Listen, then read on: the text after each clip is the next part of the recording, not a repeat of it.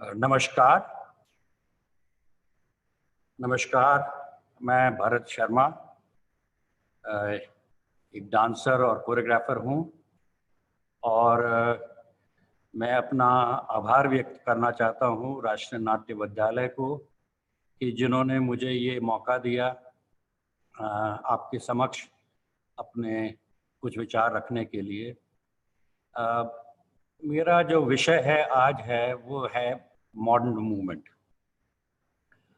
अब modern movement की जो परिभाषा है, ये बात सही है कि इसके बहुत पहलू हैं, बहुत लोग अपने अपने तरीके से देखते हैं, मगर मैं जो अपना पक्ष रखूंगा वो मैं अपने एक्सपीरियंस से, अपने आर्टिस्टिक जर्नी के थ्रू वो समक्ष रखूंगा आपके, और उसको इस लिहाज से रखूंगा कि मैं राष्ट्रीय नाट्य विद्यालय के प्रांगण में हूँ और ये एक बड़ी ही विचित्र नाटक की दुनिया है और मैं एक नर्तक के तौर पे या कोरियोग्राफर के तौर पे इस प्रांगण में आके कैसे अपनी पहचान बना सकूं, ये मेरे लिए एक प्रश्न हो जाता है।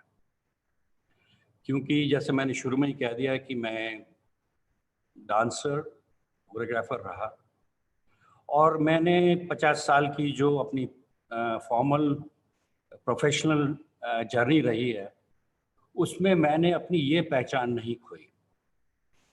तो चाहे मैं थिएटर में गया या म्यूज़िक में गया या मैं थोड़ा फिल्म मेकिंग में गया या आर्ट्स एडमिनिस्ट्रेशन में रहा, वो मैंने अपनी पहचान अपनी कायम रखी। उससे आज मुझे अपना जोश भी आता है, थोड़ा-सा दम भी आता है। तो आज अगर मैं नाटक की दुनिया में एज़ ए डांसर या कोरियोग्राफर अपने पक्ष रखूं, तो वो मेरे लिए बात कायम है दिल में और मन में। तो थिएटर की दुनिया में मॉडर्न मूवमेंट का क्या आधार है? एक तो कुछ सिद्धांत हम उसके मान लें, सुविधा होगी कुछ बातों को समझने के लिए। एक तो परफॉर्मेंस, ये डांस में भी कॉमन है और ये थिएटर में भी कॉमन है। और परफॉर्मिंग आर्ट्स एक बिल्कुल अलग दुनिया है। It's not a two dimensional art, it's a three dimensional and living art.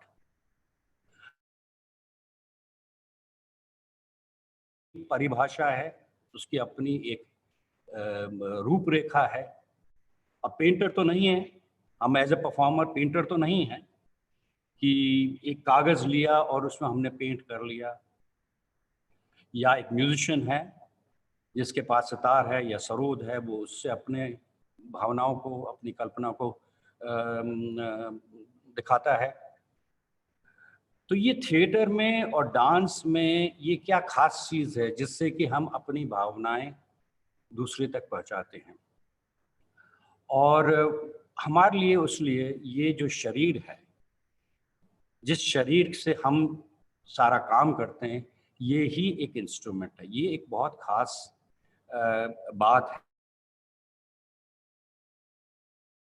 और क्योंकि ये शरीर एक हिसाब से नाशवान है, हम क्यों दुनिया में आए ये हमारे पेरेंट्स से पूछना चाहिए, मगर अब हम आ गए हैं इस दुनिया में और फिर धीरे धीरे बढ़ के हम कभी कभी थिएटर में चले जाते हैं, डांसर बन जाते हैं, पेंटर बन जाते हैं। ये हमारी एक समाज की, एक कॉन्टेक्स्ट की हमारी देन है।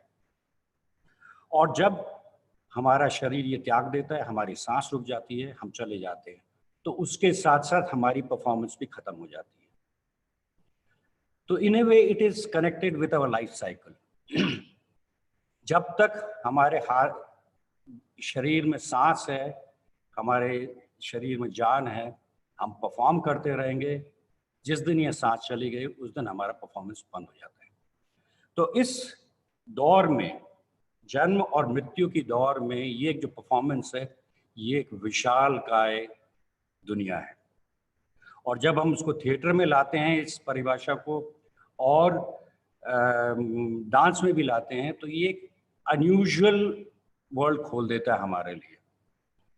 तो पहले जैसे मैंने कहा कि अगर ये शरीर हमारा इंस्ट्रूमेंट है, ये डांस में भी कॉमन है और बहुत सारी थिएटर की जो डेफिनेशंस हैं उसमें भी ये कायम है।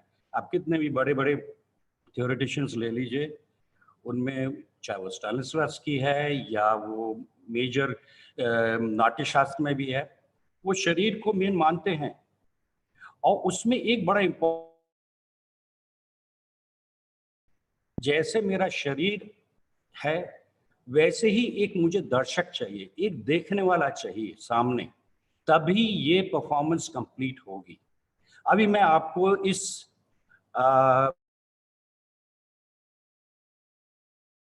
मगर मुझे मालूम नहीं है मेरे उस तरह कौन बैठा है, किससे बात कर रहा हूं, ये 2 डायमेंशनल है। मगर जो डायनेमिक्स ऑफ परफॉर्मेंस है उसमें एक बहुत अच्छी बात है कि वो जो स्पेक्टेटर है या दर्शक है या रसिक है, वो सामने बैठा है। और जब वो सामने बैठा है तो वो उसके और मेरे में जो एक द्वंद्व चलता है या एक वार्तालाप चलती है या एक कम्युनिकेशन चलती है, ये कुछ अद्भुत है। और ये तभी हो सकता है कि जब एक कलाकार या एक्टर एक स्पेस में एक कोने से दूसरे छोर तक चलता है और दूसरा देखता है, उसमें जो मैजिक क्रिएट करता है वो है परफॉर्मेंस। तो वो डांस में भी कॉमन है, म्यूजिशियन भी जो लाइव परफॉर्मेंस देता है वो भी कॉमन है, और जो थिएटर में है वो भी कॉमन है। तो ये परफॉर्मिंग आर्ट्स की एक रूपरेखा है जो बड़ी ही अजीब और गरीब है।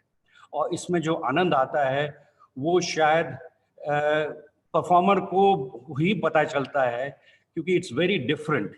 You know, you can be on A cinema screen, you may be photographed, you may be framed, and your films can go to endless countries, but the actor and the dancer is there, is not present. But for me to perform, and for any actor to perform, I'll have to travel. I'll have to go to each and every performing space to present myself, to retain that contact with the actor, the spectator, तभी वो magic create होता है। तो ये एक अजीब और गरीब एक पैरामीटर है। अब इसी में ही जब एक स्पेक्टेटर बैठा है या मैं एज एन एक्टर करता हूँ या कोई एक्टर या डांसर आता है, तो क्या लेके आता है? पहले अपना शरीर। वो शरीर जब तक प्रकट ना हो तब तक वो परफॉर्मेंस स्टार्ट नहीं होता है। So this body is a very important instrument by which that communication takes place. वो बातचीत, वो वार्तालाप, वो मैजिक या वो रस क्रिएट होना शुरू करता है। तो ये शरीर क्या है? अब शरीर को कहने के लिए तो देखिए, हम हैं, सामने हैं, मेरे 2 हाथ हैं, सिर है, 2 पैर हैं, नाक है, कान है, ये तो सब प्रत्यक्ष है। जो भी नॉर्मल ह्यूमन बीइंग होगा ये प्रत्यक्ष है सामने। तो ये शरीर है, मगर ये एक अजीब और गरीब इंस्ट्रूमेंट है। It's really fascinating instrument. Human beings ने कितना पुरखों से उसको एनालाइज किया है, उसको देखा है, उसको परखा है, उसको पेंटिंग में देखा है, और each generation, each century has seen this body in a most fascinating way. तो एक और आप चाहे रेनेसांस आर्ट ले लीजिए, चाहे आप स्कल्पचर्स ले लिए, जिस तरीके से ह्यूमन बॉडी को फॉर्म को आप दिखाते हैं, इट्स रियली फैसिनेटिंग। तो पहला एक दायित्व बन जाता है, एक रिस्पॉन्सिबिलिटी बन जाती है ट्रेनिंग के तहत। जब एक एक्टर या डांसर स्पेस में आता है कि शरीर को समझे और इसको समझ के उसको तैयार करे, ट्रेनिंग दे। क्योंकि जब तक वो तैयारी नहीं होगी शरीर में, नहीं कर पाएंगे। तो वो समझने की भी एक पूरी प्रक्रिया है। तो ये इसमें कहने के लिए तो ठीक है, मेरे हाथ चल रहे हैं, मेरे सिर चल रहा है, मेरे पैर चल रहे हैं, मेरा हिप चल रहा है, मगर एक तो ये होता है कि अ, जैसे फोक ट्रेडिशंस में होता है या बहुत सारी अदर ट्रेडिशंस में होता है कि बहुत सारी चीजें शौक की तरह किया जाता है। मगर हम जो परफॉर्मेंस आर्ट में हैं, हम उसको कॉन्शियसली सोच समझ के और एक पद्धति में अपने शरीर को ट्रेन करते हैं। और वो ट्रेनिंग जो है वो अलग अलग तरीके की हैं, अलग अलग शैलियों की हैं, अलग अलग विचारधाराओं की हैं। तो ये भी समझना बड़ा इंपॉर्टेंट हो जाता है। तो मैं कैसे शुरुआत करूंगा? अगर मुझे क्लास लेनी पड़ेगी, मुझे सिखाना पड़ेगा कि ये शरीर को कैसे मैं समझाऊं अपने एक्टर्स को या अपने डांसर्स को।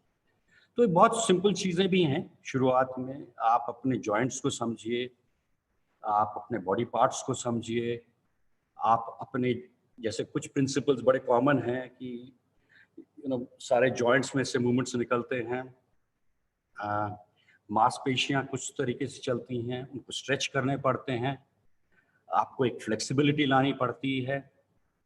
आपके क्या क्या पोटेंशियल्स हैं, जैसे गर्दन जो है कि वो इधर मूव करती है, इधर मूव करती है, आगे मूव करती है, पीछे करती है, थोड़ा सा हम यूं घुमा भी लेते हैं मगर वो पूरी नहीं घूम सकती, ये लिमिटेशंस भी हैं। ऐसे ही हम शोल्डर्स को एक्सप्लोर करते हैं, ऐसे ही हम हथेलियों को एक्सप्लोर करते हैं, ऐसे ही हम उंगलियों को एक्सप्लोर करते हैं, थाई जॉइंट्स को इस्तेमाल करते हैं, टोज को इस्तेमाल करते हैं। तो एक बहुत लंबी सीरीज है जिसमें कि ये बॉडीज को हम करते हैं, तैयार करते हैं, जिससे कि एक एक्टर या डांसर अपने एक फैसिनेशन बनाए, इस इंस्ट्रूमेंट की एक फैसिनेशन बनाए। तभी वो, जब तक फैसिनेशन नहीं होगी तब तक वो आगे उसको एक्सप्लोर नहीं कर पाएगा। तो जैसे वो इसको आइसोलेशन कहते हैं, आइसोलेशन एक्सरसाइज, कि आपने बॉडी पार्ट्स को अलग अलग करके उसको समझा। फिर एक आता है कि हम एक परम्यूटेशन कॉम्बिनेशंस भी होती हैं, जिसमें कि हमने सिर को एक तरीके से चलाया तो एक टोज को हमने अलग तरीके से चला लिया, हाथ को हमने अलग तरीके से घुमाया तो उसके साथ साथ हमने पैर कुछ अलग तरीके से घुमा लिया, हमने अपना घुटना चलाया तो हमने अपना हाथ किसी और तरीके से चला लिया। तो हमने एक बॉडी पार्ट और दूसरे बॉडी पार्ट को कॉम्बिनेशंस बना रहे हैं, जिससे कि एक अलग तरीके की शरीर के एक एक्सरसाइज की एक क्रिया बन रही है। उससे भी आगे बढ़ते हैं। ये तो मैं अकेले कर रहा हूं। अब दूसरा ये भी सवाल होता है कि जब मैं दिखा रहा हूँ या सिखा रहा हूँ, मेरे जहाँ मेरी अपनी व्यक्तित्व की बात है वो तो अलग बात है, मगर मैं दूसरे को जब दे रहा हूँ और जब वो एक नहीं है तो एक क्लास में 20 भी हैं, तो कहने के लिए तो 20 नंबर हैं, मगर सबके नाम एक नहीं है, सबके शरीर एक से नहीं है, सबका शरीर का रंग एक सा नहीं है। कोई मोटा है, कोई पतला है, कोई छोटा है, कोई उम्र में ज्यादा है और कोई उम्र में कम है। तो ये एक शरीर, कोई भी दो शरीर एक जैसे नहीं है। ये भी समझने की जरूरत है कि एक शरीर और दूसरे शरीर में डिफरेंस क्या है, क्या फर्क है। ये भी मायने आजकल बहुत इंपॉर्टेंट हो गए। ये देखिए, एक होता है कि कोरस होता है, एक कलेक्टिव डांस होती है, वो भी बहुत इंपॉर्टेंट है। जैसे ग्रीक थिएटर में होता था, ये कोरस हुआ करता था। या आप बॉलीवुड में देखिए कि 8 डांसर, 20 डांसर, 25 डांसर ऑलमोस्ट वैसे ही किए जा रहे हैं, एक साथ किए जा रहे हैं।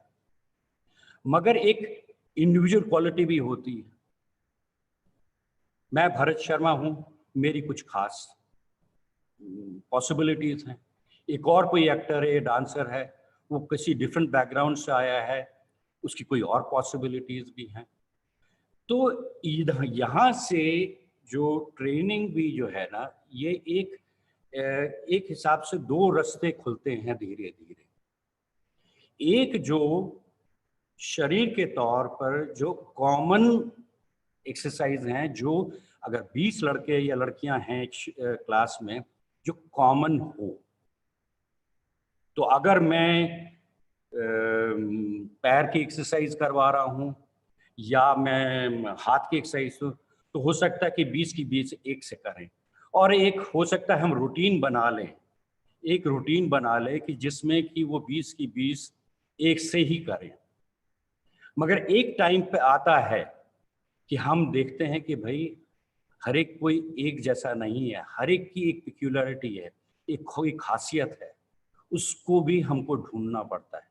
तो वो एक रास्ता अलग बन जाता है कि जिसमें कि ईच इंडिविजुअलिटी, जो एक एक्टर की या डांसर की जो खासियत है, उसको भी हम निखारें, उसको भी हम एक अलग तरीके से उसकी एक पहचान बनाएं, और जो आर्ट उस डांसर या एक्टर को उसको समझ में आए कि ये मेरी खासियत है। तो ये एक सेम एंड डिफरेंस की एक जो है ना एक विचारधारा है, वो भी एक आ जाती है एक्टर में, कि एक कॉमन ग्राउंड कि जहाँ एक्टर और डांसर एक common pool of thought exercise करता है, और एक जगह जहाँ वो अपनी इंडिविजुअलिटी भी ढूंढता है। ये मॉडर्न मूवमेंट में एक ये बहुत बड़ी एक कंट्रीब्यूशंस आई है, स्पेशली 20th सेंचुरी में, कि जो है ना individual exploration through body explorations. Okay, अब एक और जो सवाल उठता है कि साहब ठीक है, हमने बॉडीज को भी थोड़ा बहुत समझ लिया, उसके body parts, articulations, isolations, permutation, combinations, आपकी स्ट्रेचेस हो गई, आपकी फ्लेक्सिबिलिटी हो गई, थोड़ा थोड़ा हमने एक्सरसाइज भी कराया कि भाई अलग अलग है। तो what are the next stage by which we further develop these exercise for training? तो एक और पड़ाव आता है कि उसमें हम ह्यूमन बीइंग्स के नेचुरल मूवमेंट्स को एक्सप्लोर करते हैं। अब कहने के लिए मैं आपको हाथ पैर चला रहा हूँ, थोड़ा सा एक्सप्लेन करने के लिए। एक बड़ा इंपॉर्टेंट चीज़ है जो स्पेशली मेरी ट्रेनिंग में बहुत इंपॉर्टेंट रही है, और वो थिएटर में भी काफ़ी इंपॉर्टेंट रही, और मैं डांस में भी बड़े इंपॉर्टेंट वे में से, इज द ह्यूमन वॉक। एक वॉकिंग जो है ये एक बहुत ही बेसिक ह्यूमन एक्टिविटी है। हम लोग पैदा होते हैं, धीरे धीरे करके बच्चे बड़े होते हैं, थोड़े से लुढ़कते हैं, फिर धीरे धीरे करके चलना शुरू करते हैं, और आखिरी सांस तक, चाहे वो हमारी उम्र हो जाए, हमारी कमर झुक जाएगा, हम चलते रहेंगे, और जहाँ हम सांस छोड़ दी वहाँ हमारा चलना रुक जाता है। तो ये जो वॉकिंग जो है, ये हमारी पैदाइश से लेके आखिरी सांस तक ये हमको फॉलो करती है, और वो हमको एक स्पेस से लेके दूसरे स्पेस तक ले जाती है। अब कहने के लिए तो ठीक है, दो हाथ हमारे चलते हैं और पैर चलते हैं, उसको ऑल्टरनेट करते हैं हम, और उससे वो वॉकिंग की प्रक्रिया चल जाती है। मगर एक तो होता है अनकॉन्शियसली, कि वो तो हम कर रहे हैं साहब। आप अगर मैं अपने घर से या घर से या नेशनल स्कूल ऑफ ड्रामा आया हूँ, तो कार से निकल के मैं पैदल करके आया हूँ, तो ये अनकॉन्शियसली हमारी चल रही है। बट एज एन एक्टर और as a dancer I have to learn it very consciously कि ये वॉकिंग है तो वॉकिंग है क्या। तो फिर क्या होता है कि एक्सरसाइज में जरा deeply we have to understand what is the mechanism by which we walk. अब वो सिंपल वॉक से स्टार्ट हो जाए, उसमें बहुत सारी एक्सरसाइज हैं, मैंने बहुत भी डेवलप की हैं, और मैं कभी कभी जब अपनी क्लासेस लेता हूँ, और जब मेरे पास अच्छे बैच ऑफ स्टूडेंट होते हैं, मैं कभी कभी एक एक डेढ़ महीना, दो महीना मैं खाली वॉकिंग की एक्सरसाइज कराता हूँ, अलग अलग तरीके से। उसकी मैं थोड़े से एग्जांपल्स देता हूँ कि और वॉकिंग से पहले मैं एक चीज़ और बता देता हूँ कि जब मैं सारे स्टूडेंट्स आते हैं और खड़े होते हैं, और दोनों पैर साथ रखें या खोल के रखें, और शोल्डर्स ब्रॉड करके, एक स्पाइन स्ट्रेट करके, एक शोल्डर्स को वेट बिल्कुल बैलेंस करके जब खड़े होते हैं, तो एक एकाग्रत होना पड़ता है, एक कॉन्सेंट्रेशन करना पड़ता है। आपको अपना दिमाग अपने शरीर के अंदर डालना पड़ता है, एक अपने को फोकस करना पड़ता है। तो मैं कभी कभी पहली क्लास और बहुत सारी क्लासेस में कभी कभी कुछ मिनटों को आर्टिस्टों को, डांसर्स को खड़ा करता हूँ कि just feel that standing. It is important because देखिए एक कैसे खड़े होते हैं ये भी बड़ा इंपॉर्टेंट है स्पेस में। स्पेशली आप परफॉर्मेंस में जैसे जाते हैं, कहने के लिए आप चले गए, ऐसे 100 एक्टर चले गए, 100 डांसर चले गए, मगर जो देखने वाला है उसकी आंख किसी पे भी टिकी नहीं। एक भी एक्टर या डांसर एक स्पेक्टेटर की आंख को खींच नहीं पाया। तो ये भी एक प्रैक्टिस है कि जब आप स्टेज में खड़े हो तो आप में कैसी मैजिकल ऊर्जा या एक कैसी ऊर्जा निकले कि जो देखने वाला वो एकदम से आंख आपकी तरफ आकर्षित कर ले, आप उसकी आंख ऐसी आकर्षित कर ले कि उधर से वो हटा ही ना पाए। ये प्रैक्टिस की है, ये खाली कुदरती नहीं आती है, ये परफॉर्मर को प्रैक्टिस करना।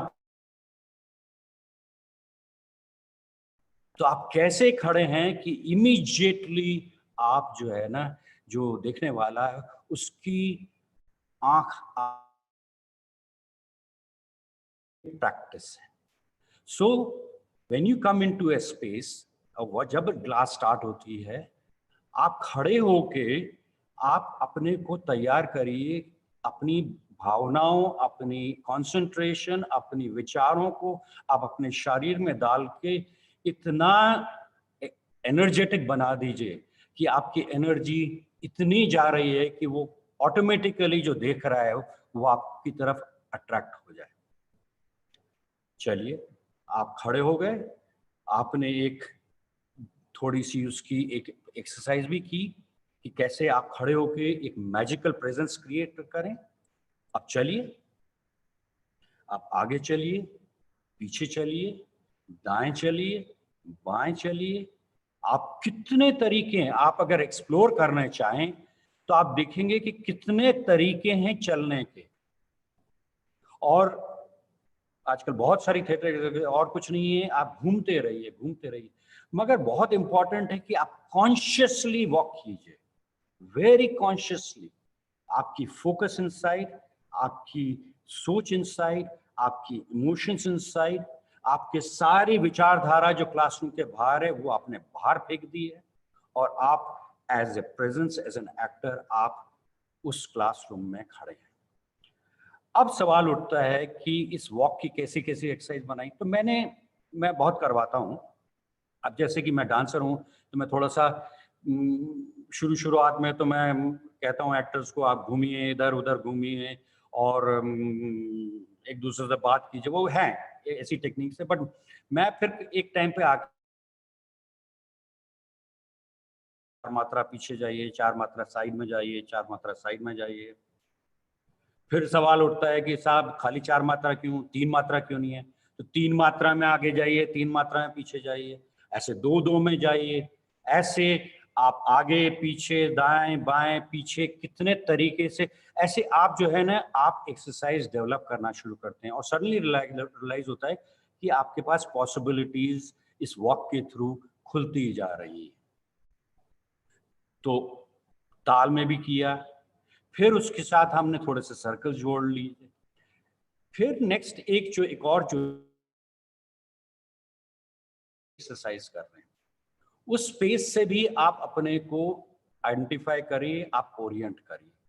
तो जनरली होता है कि या तो आप स्क्वायरिश, जैसे नेशनल स्कूल ऑफ ड्रामा में सर्कुलेशन यूनिट है, वो स्क्वायरिश है, और योगा हॉल है वो रेक्टेंगुलर है। अब रेक्टेंगुलर हॉल की जो आपके ऊपर जो असर पड़ता है वो अलग है, जो स्क्वायरिश हॉल है उसका असर अलग है। ये हमको स्पेस हमको असर करता है।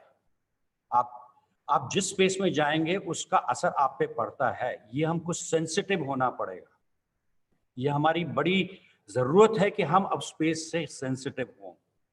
तो कहने का मतलब है कि हम अगर वो चौखट है तो हम उसका डायगोनल भी एक्सप्लोर करें। तो मैंने बहुत एक्सरसाइज कराई है कि वो जितना आगे पीछे स्क्वायर बनाएं वैसे वो डायगोनल्स में भी कीजिए।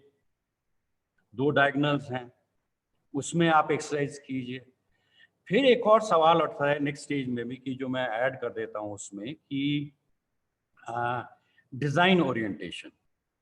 डिज़ाइन ओरिएंटेशन में ये हो जाता है कि देखिए, उसमें एक बड़ी सिंपल एक्सरसाइज मैं करवाता हूँ, उसमें बड़ा लोगों को पता चल जाता है कि एक होता है जैसे वॉक, आप स्ट्रेट लाइन में वॉक कीजिए, और बिल्कुल जैसे एक लकीर खींची हुई है हॉल में, आपने एक स्ट्रेट लाइन में वॉक किया तो उसका बिल्कुल असर है, अलग है। फिर उसी वॉक को आपने कर्व्स में किया, अब कर्व्स में जो चलना है उसका एक अलग ही रूप है। तो कैसे शरीर में असर होता है, ये भी एक एक्सप्लोरेशन है।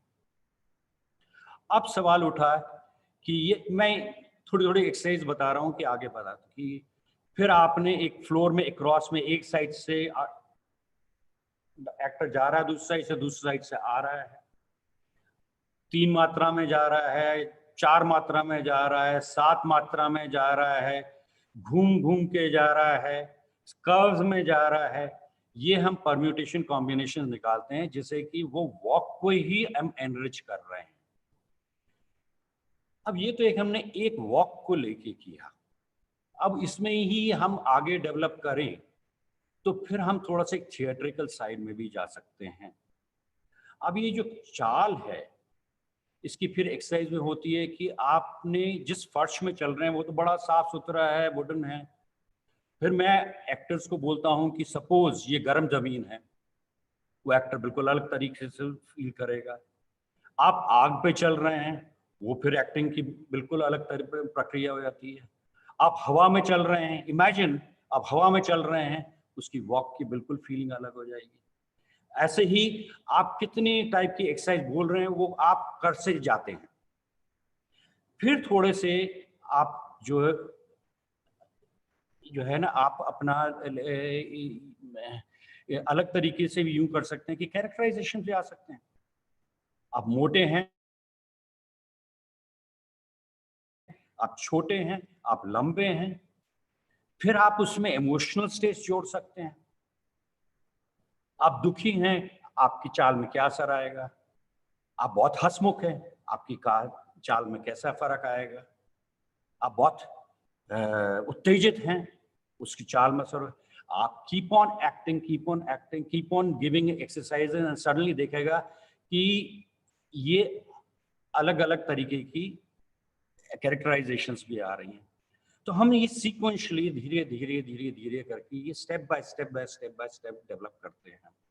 फिर उसको आगे हम और कॉम्प्लिकेट करने कुछ कर सकते हैं कि आप 80 साल के बुजुर्ग हैं, आप 8 साल के बच्चे हैं, वो उसको फिर बारीकी में ढूंढ कर सकते हैं।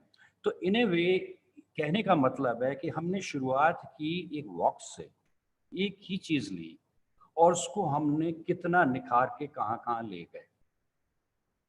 अब ऐसे ही हम जो हमने शुरुआत की, जिससे मैं बात कर रहा था कि नेचुरल मूवमेंट्स को लेके, ऐसे ही हम सर्कल्स हैं, कैसे कर रहे हैं इसको ले सकते हैं। बैठने की प्रक्रिया है, घूमने की प्रक्रिया है, सोने की प्रक्रिया है, कूदने की प्रक्रिया है। I mean you can go, ये जो नेचुरल मूवमेंट्स हैं इसको एक्सप्लोर करने के बहुत पॉसिबिलिटीज, और फिर रिदमिक पैटर्न्स में, कैरेक्टराइजेशंस में, ये सब पॉसिबिलिटीज है। और ये जरा अगर जितना लंबा करते हैं तो उसकी जो है ना और भी उसकी पॉसिबिलिटीज निकलती हैं।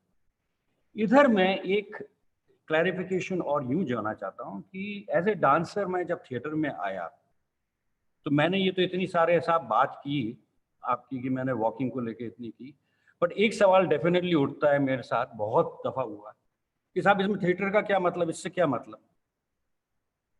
थिएटर में मूवमेंट का क्या मतलब। ये तो ठीक है हम लोग करते रहते हैं, हमको तो भाई एक ज़माने की बात है ना कि जिसमें बड़ा स्पीच प्रदान था, स्क्रिप्ट प्रदान था, कि उसमें लोग जो है ना अपना बैठ के खड़े होके एक रियलिस्टिक काइंड ऑफ थिएटर में था। और उसमें एक बहुत एक मेरे से मैंने भी बहुत मशक्क़त की। मुझे शुरू शुरू में लोग आते कि साहब आगे क्लास में क्या करें, इसका फ़ायदा क्या है थिएटर। तो ये मुझे एक सोच में एक बदलाव लाना पड़ा एक टाइम पे कि नहीं ये इम्पोर्टेंट है। और अब मैं ये इम्पोर्टेंट बता रहा हूँ कि वो ही चलने के लिए जो मैंने एक शुरुआत की कि जिससे बातचीत की कि भाई आगे भी आप चलने के लिए सपोज आप प्रोडक्शन में जाते हैं, दो टाइप की होती है प्रोडक्शंस में। प्रोडक्शंस में क्या होता है कि एक टाइप पे होता है कि साहब आपने एक बड़ी रियलिस्टिक टाइप की प्रोडक्शंस ले ली, उसमें या कोई ज़्यादा स्कोप नहीं है मूवमेंट्स का, या आपने बड़ी स्टाइलिस्टिक प्रोडक्शन ले ली कि उसमें है थोड़ा सा स्कोप, मगर ये है कि एक्टर उतना ट्रेंड नहीं है, उसने उतनी मूवमेंट प्रैक्टिस नहीं की है, तो आपको एक हफ्ते में या एक महीने में आपको एक्टर को फटाफट तैयार करवाना है कि जो डायरेक्टर की डिमांड है। तो वो एक मेकशिफ्ट है, एक फटाफट आपको कुछ एक्टर को तैयार करना पड़ता है क्योंकि डायरेक्टर की वो डिमांड है टू अ पर्टिकुलर प्रोडक्शन। मगर मैं जो कहता हूं कि अगर जैसे ये चलने की बात है, या आप एक तरीके की ये प्रैक्टिस कर करके आप एक पिटारा अपनी तरफ बनाइए, एक बैंक ऑफ जेस्चर्स।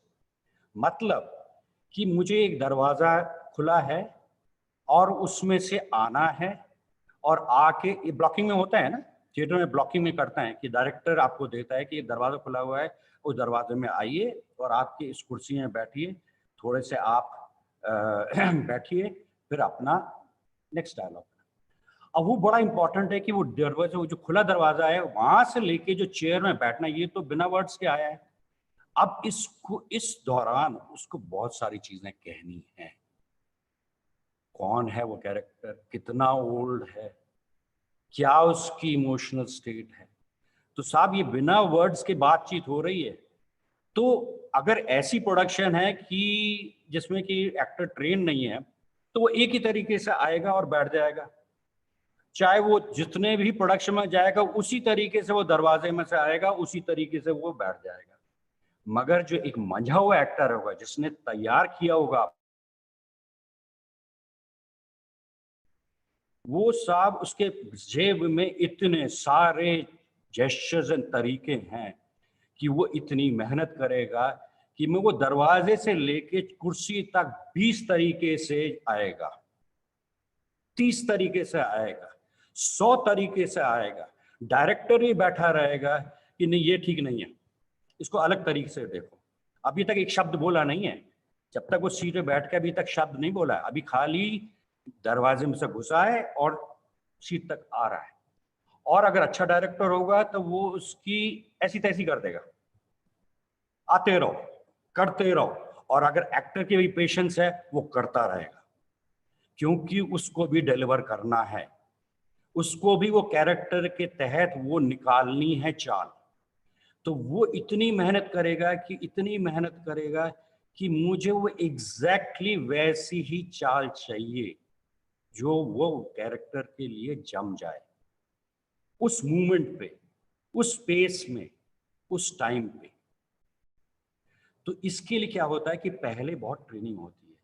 तो कहने के लिए मैंने वॉक्स एक्सरसाइज तो बड़ी एब्स्ट्रैक्ट वे में करवा दी, बट जब कैरेक्टराइजेशन में हो कि आप इतनी मेहनत करते हो कि एक आप अगर अच्छा एक्टर होगा तो वो 2 घंटा, 3 घंटा, 1 महीना, 1.5 महीना, 2 महीना वो एक ही जेस्चर्स करते रहते हैं। और ये मैं बता रहा हूं, ऐसा नहीं है ये कोई हवाई बातें हैं। मैं बहुत एग्जाम्पल देता हूँ क्लास में। मैं एक एग्जाम्पल देता हूँ पेंटिंग की दुनिया से कि वो जो होता है ना रेपिटेशन, एक मंथन करना, एक चीज को रियाज करना, मंथन करना, सोचना, ताकि वो आपके जहन में ऐसा बैठ जाए कि वो फिर आप वही बन जाते हो, वही कैरेक्टर। अब जैसे मैं पेंटिंग में एग्जांपल देता हूँ, एक बड़ा फेमस जापानीज पेंटर था, बहुत मशहूर थे। उनकी एक बड़ी आदत थी कि वो सुबह सुबह जब उठते थे तो वो चाय पीने से पहले पेपर लेते थे और सर्कल बनाते थे, सर्कल बनाते थे। और वो बुजुर्ग हो गए, दुनिया में नाम हो गया, तो लोगों ने पूछा कि साहब ये क्या है आपको पागलपन कि आप सुबह सुबह उठ के सर्कल बनाते हो? कहता है मेरी अभी परफेक्शन नहीं आई, अभी मैं सर्कल को परफेक्ट नहीं कर पाया। ये कहते हैं मंथन। ये एक एक्टर को भी जरूरत है, ये एक डांसर को भी जरूरत है। ये थोड़ा सा मैं मानता हूँ कि ये हमारे हिंदुस्तानी क्लासिकल म्यूजिक में और डांसर्स में थोड़ी सी है ये पद्धति। जैसे कथक में है, अगर तत्कार करता है तो वो घंटों घंटा तत्कार करता है, या अगर हिंदुस्तानी म्यूजिक में सरगम करता है तो वो घंटों घंटों करता है। और वो चीज़ जो है ना, वो बैठ जाती है आपके जहन में, आपके शरीर में, फिर आप सोच के नहीं करते, आपको नेचुरली फ्लो करता है। ये एक आता है स्टेज पे करने का। तो कहने का मतलब वो रियाज से भी होता है। रियाज एक बहुत अच्छा इंपॉर्टेंट कंसेप्ट है हमारे ट्रेडिशनल फॉर्म्स में, स्पेशली हिंदुस्तानी क्लासिक में, कि वो एक चीज को, एक जैसे एक स्वर लेता है तो एक स्वर को इतनी देर तक साधते हैं, इतनी देर साधते हैं कि फिर वो सोचते नहीं है, वो स्वर अपने आप हूबहू निकलता है गले से। ये साधना के बाद आती है, ये रियाज के बाद आती है। ये थोड़ी सी कमी मॉडर्न परफॉर्मेंस में रही है, बट ये हमको सीखना पड़ेगा कि वॉइस ट्रेनिंग में भी बात आती है, शरीर की ट्रेनिंग भी आती है। आपको ये बनाना पड़ेगा कि एक परफॉर्मेंस के पहले वार्म अप करना ही पड़ेगा। अब बिना वार्म अप के आप स्टेज में जाएंगे तो आपको बहुत तकलीफ होगी। उसी हिसाब से आपको रियाज इतना करना पड़ेगा। जैसे मैंने तो एक एग्जांपल खाली आपको दिया कि वॉकिंग का, कि एक दरवाजे से निकल के सीट तक आए, उस तक आए। तो ये रियाज की भी एक कंसेप्ट डेवलप करनी पड़ेगी कि जिसमें practice practice practice practice practice. मुझे मालूम है हमारे एक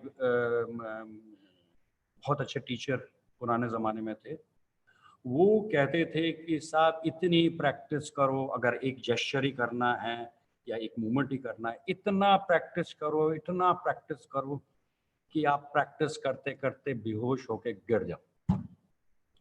और फिर जब आपको होश आएगा और फिर जब आप स्टेज पे उतरोगे तो आप देखोगे कि आप बिल्कुल ही डिफरेंट परफॉर्मर हो। तो वो जो इंटरनलाइजेशन होती है, जो आपको अंदर शरीर में बैठाना पड़ता है, ये बड़ी जरा इम्पोर्टेंट एक एस्पेक्ट है। तो यहाँ तक तो कुछ बातें मैंने जो बड़ी बेसिक ट्रेनिंग की बात की, ये बेसिक्स हैं, बिकॉज फिर एडवांस लेवल पे बहुत कुछ आगे जाती है। मैं कुछ और पहलू आता हूँ अभी, कि ये तो इंडिविजुअल लेवल पे बात कर ली हमने। एक मैं लाता हूँ कि भाई आजकल की दुनिया में, स्पेशली 70 के थोड़ा सा इतिहास में भी जाते हैं, 70 के दशक में और जो 80 के दशक में हुआ है कि जैसे मैंने कहा कि ये शरीर बड़ा विचित्र इंस्ट्रूमेंट है, इट्स अमेजिंग इंस्ट्रूमेंट। इसको डिस्कवर करते करते ही आपकी जिंदगी निकल जाती है। एक हमारे देश में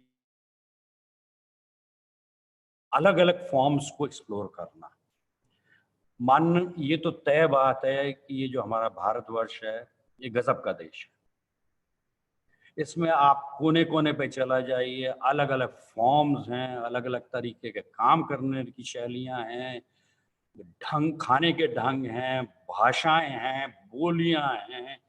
ये विचित्र देश है, इट्स वेरी रिच कंट्री। तो एज ए मॉडर्न एक्टर या मॉडर्न डांसर, मैं जब इधर रिसोर्स लेने जाता हूं तो एक हिसाब से डाइवर्सिटी, इतनी रिचनेस, इतनी पॉसिबिलिटीज, तो ये भी एक बड़ी इंपॉर्टेंट बात होती है कि जितना हमको रिचनेस। अच्छा देखिए, ये जो ट्रेडिशनल फॉर्म्स हैं, इनकी अपनी एक रूपरेखा है, अपनी एक धारणा है, इनकी एक अपनी पद्धति है, एक इनके अपने ट्रेनिंग सिस्टम्स हैं, और वो सालों साल चलते हैं। एक कथकली डांसर जिसकी 12-13 साल ट्रेनिंग होती है, वो बचपन से लेके जब तक स्टेज पे जाता है, वो उसी के लिए ट्रेन होता है और वो उसी में ही मास्टर है। मगर as a performer, as a modern performer, मैं उससे कुछ लेना चाहता हूँ। तो तय बात है कि मैं 12 साल 13 साल तो नहीं घुसाऊंगा, मैं कुछ तो लेना चाहता हूँ कि जो मुझे इंस्पायर करे और ले। तो इसमें आपको थोड़ा सा इंटेलिजेंटली जाना पड़ता है। आजकल के दौरान क्या हो गया है कि ये जो बहुत हो गया है कि साहब वर्कशॉप्स बहुत होते हैं, 10-10 दिन के वर्कशॉप, 20-20 दिन के वर्कशॉप्स, इसमें आपको आइडिया तो पड़ जाती है। बहुत सारे आर्टिस्ट ऐसे आते हैं कि साहब उसमें हमने कभी ऐसी देखी ही नहीं चीज़। तो वो इंट्रोडक्शन तो ठीक है, बट जब आपको उसको गहराई में जाना पड़ता है तब एक कॉम्प्लिकेशंस भी आती हैं। आप कितना ले सकते हो, क्योंकि वो जो ट्रेडिशनल परफॉर्मर है उसने तो सालों साल गुजार दिए उसमें, और वही उसके लिए लाइफ है, वही करते हैं और वही उसी से वो दुनिया को देख इंस्पायर करते हैं। आप कैसे ले सकते हो? उसके लिए आपको एक इंटेलिजेंस, एक तरीके से आपको जाना पड़ेगा। इसलिए मैं कह रहा हूँ वो जो पहली जो मैंने पार्ट जो डिवाइड किया है, it is very important that you must understand yourself as a modern actor and modern dancer and a practitioner with all its fullest dimensions before you approach this traditional form. तो उससे एक सुविधा हो जाती है कि आप एक इंटेलिजेंस लेके, एक अपनी फ्लेक्सिबिलिटी लेके, एक अपनी मेंटल डायमेंशंस खोल के आप एक ट्रेडिशनल फॉर्म को अप्रोच कर रहे हो with respect, with due respect. अगर आप उनको रेस्पेक्ट दोगे तो वो भी आपको रेस्पेक्ट देंगे। तो उससे क्या होता है कि एक डायलॉग स्टार्ट होता है, तो आप उसमें से कुछ चीजें निकालते हो जो आपको जरूरत है। मैं बता रहा हूँ, मैं उस मामले में बहुत ही लकी रहा। मैंने 2 स्टाइल्स को बड़ी गहराई से पढ़ा, एक कथकली था, मयूरभंज छाऊ, मगर मैं बड़ा क्लियर था। मेरी एक्चुअली शुरुआत हुई बैले, एक इंडियन बैले करके हुआ करता था जो उदय शंकर के ट्रेडिशन से निकला। मेरे पिताजी उनके स्टूडेंट थे, उन्होंने एक भूमिका क्रिएटिव डांस सेंटर बनाया था, उसमें मैंने अपनी पूरी शुरुआत की। उसकी ट्रेनिंग बिल्कुल अलग थी, वेरी फ्री स्टाइल, इम्प्रोवाइजेशंस, प्रोडक्शंस, बहुत ही बिल्कुल अलग तरीके से। तो उसमें मेरी एक अजीब तरीके की एक खुलावट बन गई। दुनिया के थिएटर को दुनिया के इंडिया को भी अप्रिशिएट कर पाया। बट जब मैं मयूरभंज छाऊ के टीचर के पास गया या कथकली टीचर के पास गया, मैं विद ड्यू रिस्पेक्ट गया, और मेरे पिताजी ने भी कहा वो फिर तुमको रेसिप्रोकेट करेंगे। और मैंने वेरी क्लियरली कह दिया कि गुरुजी मैं आया हूँ सीखने के लिए, मगर मैं क्लियर हूँ कि मैं मयूरभंज छाऊ डांसर नहीं बनना चाहता। ऑल्दो मैंने 4 साल ढंग से सीखा, मैंने बहुतों से अच्छा सीखा, कथकली भी सीखा, और मुझे उसी तरीके से गुरुओं से मुझे रेस्पेक्ट मिली, और मैंने भी आज मैं उन्हीं के पैर छूता। तो ये जो म्यूचुअल रेस्पेक्ट है ये बड़ा इंपॉर्टेंट है। इसलिए आप अपनी पोजीशन भी क्लियर कर सकते हो कि भाई मैं ऐसे नहीं जा रहा हूं कि उनको तोड़ फोड़ कर रहा हूं, मैं उतना ही ले रहा हूं जो मुझे अपने थिएटर के लिए, मॉडर्न थिएटर के लिए जरूरत है, क्योंकि वो मेरा हक बनता है। ये नहीं है कि मैं ये नहीं मानता हूं कि ट्रेडिशनल फॉर्म्स को अगर जब वो कहते हैं कि साहब आपको हमारे फील्ड में हमारे सब कुछ कहा जाता है, नहीं कहा जा सकता। कुछ चीजें हम कह सकते हैं as a modern performer, as a modern dancer, as a modern theatre person, और as a modern. Simple example देता हूँ। अब जैसे मैंने एक गुरु जी से बात की थी कि मणिपुरी टीचर थे, और वो उन्होंने बड़े फ्रैंकली कह दिया कि भाई अगर मुझे राधा कृष्णा का प्रेम दिखाना है तो मेरे पास पूरी भाषा है, मेरे पास महाराज है, और जब लाए हरोबा करता हूं तो पूरे गांव में पूरा निकल जाता है और हम अपना दिखाते हैं लाए हरोबा, और मुझे मालूम है कृष्ण और राधा का कैसा प्रेम।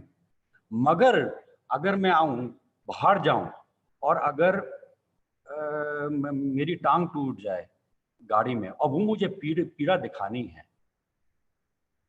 तो मेरे पास भाषा नहीं है। ये मॉडर्न एक्टर और मॉडर्न डांसर के पास है, और ये हमको एक रिजर्व करनी चाहिए अपनी कैपेसिटी।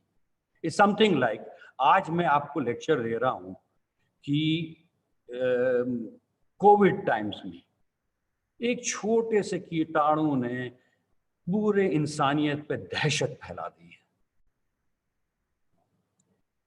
ये as a modern actor, as a modern dancer, ये मैं पीड़ा समझ सकता हूं, क्योंकि मुझे साइंस की भी थोड़ी सी ज्ञान है, थोड़ा सा एंथ्रोपोलॉजी का भी ज्ञान है, थोड़ा सा समाज का भी ज्ञान है। ये मैंने as a modern sensibility as a performer develop की, इसलिए ये थोड़ी सी पीड़ा मुझे समझ आती है। इसका मतलब ये नहीं है कि वो ट्रेडिशनल फार्मर्स नहीं पहचान, उनकी भी बड़ी प्रॉब्लम हो रही है। बट मेरे कहने का मतलब है मेरे पास इस टाइम पे लैंग्वेज है कि मैं पीड़ा दिखा सकता हूँ कि आज मैं हताश बैठा हूँ, मैं परफॉर्म नहीं कर सकता हूँ। मैं इस हताशी में आपसे यहाँ ऑनलाइन में बैठ के बात कर रहा हूँ, क्योंकि ये मेरा काम था कि मैं किसी इसमें जाके लाइव परफॉर्मेंस आपको टीच कर सकता। मेरे 20 आदमी मेरे सामने खड़े होते, मैं आपको लाइव टीच कर सकता। तो ये सब बातें जो होल ट्रेडिशन और मॉडर्न जो कॉन्फ्लिक्ट्स हैं, ये सब आ जाती हैं। अब मैं 2-4 चीज़ें और कहूँगा, फिर मैं थोड़ा सा छोटे-छोटे वीडियोज़ लाया हूँ, मैं आपको दिखाना चाहता हूँ। क्योंकि मैं उसमें दिखाता हूँ कि साहब ये तो कह दिया आपने, बट इसका फिर प्रोडक्शन में रियलाइजेशन में क्या होता है। इसमें मैं थोड़ा सा as a dancer and choreography थोड़े 2-4 कॉन्सेप्ट्स और क्लियर कर दूँ। जैसे मैंने कहा कि ट्रेडिशनल फॉर्म से तो हमको लेना ही चाहिए, मगर उसमें बेटर है कि अगर आप, जैसे ये होता है ना कि मुझे कभी-कभी ये होता है प्रोडक्शंस की साहब मैं मयूरभंज छाऊ बेस पे करूँ, तो इसमें थोड़ा सा इम्पोर्टेंट होता है कि डायरेक्टर को या किसी को भी एक्टर को थोड़े दिन अच्छी तरह सीखे और वो थोड़ी सी पीड़ा शरीर में डाले। इस जस्ट इज सिंपली है कि आपको जब मयूरभंज छाऊ में वो चौक में बैठना पड़ता है और जब आपको घंटों घंटों चौक में बैठना पड़ता है, तब वो जो पीड़ा शरीर में आती है, वो उसकी पीड़ा समझनी पड़ती है। वो करके ही पता चलेगी, वो दिमाग से और बोलने से नहीं चलेगी। तो वो एक्टर को या डांसर को थोड़ा सा करना चाहिए, तभी वो थोड़ा सा रिफ्लेक्ट होगा प्रोडक्शन में। ऑफ कोर्स ये सालों साल होता है, ये चीज़ों कुछ चीज़ें जो है ना वो सालों साल में निकलती है, वो एक दिन में 2 दिन में नहीं होगी। मैंने 4 साल सीखा मयूरभंज छाऊ, तब जाके मैं उसकी रेपेटरी कर पाया। जब अपना चौक में बैठते थे, उसमें घंटों घंटों बैठाते थे, हालत खराब हो जाती थी, मगर करना पड़ा, कोई चारा भी नहीं था और गुरुजी सिर पे बैठ जाते थे। तो ये भी एक्सपीरियंस करना पड़ेगा मॉडर्न एक्टर को, और ये ट्रेडिशनल फॉर्म्स में रहा है। एक खासियत है, एक साधना की, एक रियाज की, एक प्रैक्टिस की, वो हमको थोड़ी सी उधर से सीख के लानी पड़ेगी, जो थोड़ी सी कमी है। ऐसा नहीं कि नहीं था, एक टाइम पे था। Great actors and great dancers always practice, always great art is produced with a huge amount of internal struggle. तो इसका मतलब नहीं है मगर कहीं ये लुप्त हो गया है, जो हमें वापस लाना पड़ेगा। अच्छा, अब सवाल उठता है कि as a dancer and choreographer ये तो ठीक है, मैं आता हूँ थिएटर प्रोडक्शन में करता हूँ, कि एक शब्द आ जाता है कोरियोग्राफी। कोरियोग्राफी बेसिकली जो डांस में आता है, उसमें जो मॉडर्न मूवमेंट से भी जरा है कि भाई अगर मैं दे रहा हूँ, अगर मैं कुछ इनपुट्स दे रहा हूँ एक प्रोडक्शन में, तो एज ए कोरियोग्राफर दे रहा हूँ, ठीक है, वो शब्द आ जाता है। तो choreography is basically an art of making dances. ये बहुत सिंपल उसकी डेफिनेशन है कि आप नए नए डांस कैसे बनाते हैं। तो वो अलग बात होती है कि जब मैं एक डांस कंपनी के साथ काम करता हूँ तो वो अलग तरीके से उसकी एक तरीका होता है, या थिएटर में आता हूँ या मैं किसी डायरेक्टर के नीचे काम करूंगा तो वो अलग तरीके से काम करता हूँ, और उसमें भी बहुत सारे पहलू हैं। कुछ दिन पहले मैंने यहाँ एक ये अपना किंग लियर का प्रोडक्शन था, उसमें किया।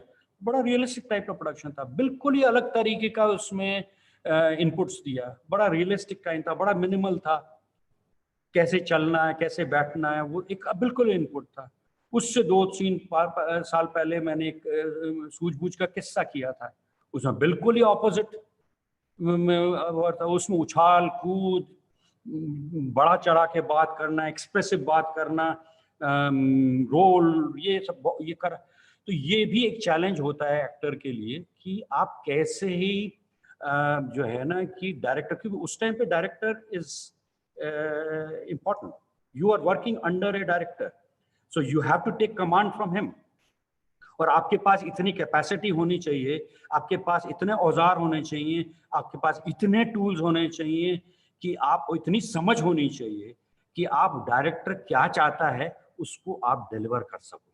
और आपकी उतनी भी समझ होनी कि डायरेक्टर जो आपके सामने एक्टर्स खड़े कर रहा है उसकी कितनी कैपेसिटी है, क्या वो कर पाएंगे। तो कभी कभार मैं भी कह देता हूँ कि साहब वो एक्टर्स को ये कर नहीं पाएंगे, या तो आप मुझे 2-3 महीने दो, तब मैं तैयार करूंगा, तब मैं जाके इनको कर सकता हूँ। ठीक है, खैर। तो कोरियोग्राफी का भी जो है ना, choreography in a dancer side and choreography in a theatre wine, choreography word same भी है बट ये थोड़ा सा ट्रेनिंग अलग है, सोच अलग है। तो उसमें एक दो चीज़ों और करूँगा कि इसमें एक खास इम्पोर्टेंट जो बात है इसमें कि एक और मैं इंटरेस्टिंग मैं आपको बात बताऊंगा कि, और उसके बाद मैं वीडियोस पे चले आऊँगा कि ताकि एक्सप्लेनेशन दूंगा कि मैं ये जो आइडियाज़ हैं मैं कैसे इंटरप्रेट करता हूँ अपने प्रोडक्शंस में। एक है improvisation, this is a very important. ये let's face it 20th century में ये जो शब्द आया था ये वेस्ट से आया था, बट अब वो इतना इम्पोर्टेंट हो गया है कि उसके बगैर ना इधर मॉडर्न एक्टर बच सकता है ना या मॉडर्न डांसर बच सकता है। इम्प्रोवाइजेशन इसलिए है कि आपने टेक्निक डेवलप कर लिया, आपने आपके फुली इक्विप्ड डांसर और एक्टर हो, बट आप जब प्रोडक्शन में जाते हो या आपको एक थीम लेनी पड़ती है या आपको एक नई चीज बतानी पड़ती है, इम्प्रोवाइजेशन बिकम्स वेरी इंपॉर्टेंट। आप कैसे नया मटेरियल निकालो, आप कैसी नई वोकेबलरी निकालो, आप कैसी नई भाषा निकालो, क्या कॉन्सेप्ट है, क्या थीम है, कि आप सारा डेवलप करके जो उस कॉन्सेप्ट पे या उस थीम पे या उस पे वो बात उसी पे ही लागू हो जाए। ये एक बहुत improvisation is a very important concept. और ये इसमें ये है कि इसमें इमेटीरियली, चाहे वो थिएटर में हो चाहे मैं डांस में काम करता हूँ, जब भी एक मेरे लिए बड़ी परेशानी होती है जब भी मैं नया डांस करता हूँ एज ए सोलोइस्ट और ए प्रोडक्शन, कि अब मैं कौन सी नई थीम लूँ, क्योंकि कंटेंट पार्ट हमारे मॉडर्न डांस में बड़ा फ्री है, हम कहीं से भी थीम्स उठा सकते हैं। हम उस टाइम पे लिमिटेड नहीं करता हूँ कि मुझे खाली राधा कृष्णा स्टोरी करनी है या संस्कृत प्लेस करें, मेरे पास वो फ्लेक्सिबिलिटी है, मैं कहीं से भी थीम उठा सकता हूँ। तो जब वो उठा ली थीम तो मेरे पास उसकी भाषा भी होनी चाहिए। तो वो इम्प्रोवाइज करते करते करते करते मैं वो नई भाषा विजुअली बॉडी लैंग्वेज की निकालता हूँ कि जो उस थीम और कॉन्सेप्ट पे जम जाए, सटीक लग जाए, कि वो ताकि वो कम्युनिकेशन हो। तो और इम्प्रोवाइजेशन में भी बड़ा लंबा तरीका है, एवरी टाइम ये सक्सीड नहीं कर सकते हैं। आप करते रहिए, आपके कुछ निकल ही नहीं रहा है, फिर सडनली देखा कि एक दिन एक चीज निकल आई और आपने देखा उसी के इर्द गिर्द आपने बहुत सारा मटेरियल निकाला है और आपकी गाड़ी चल पड़ी।